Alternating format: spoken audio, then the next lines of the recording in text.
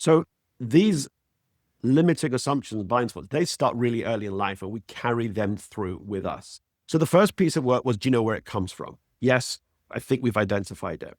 And by the way, very often that in itself is like an aha moment. Oh my God, I had no idea Right. impact that. And his father loved him. There was no question about that. And his father thought he was driving him hard for good reason. So this is not, let's blame the parents. It's just, where did you learn this? So he learned that. And the second thing was, okay, how can you reframe this? What would be another way that you could look at this?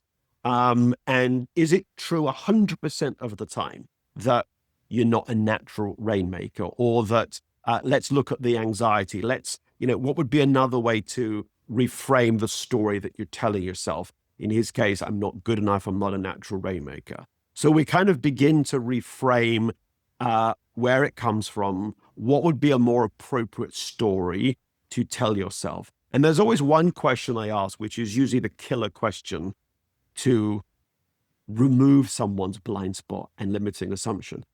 And it's so simple. You just reverse the limiting assumption. So when I said to him, let me ask you a question, Colin Fred, if you were a natural rainmaker, what would you do differently?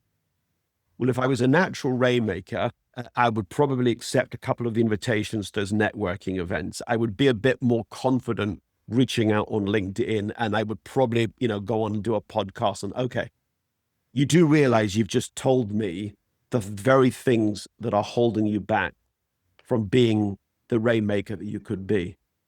And it's just somehow it unlocked his, you're right. What's stopping me other than these really old, out of date beliefs, which in his case was a mixture of anxiety, not being good enough, and this belief that he's not a natural rainmaker.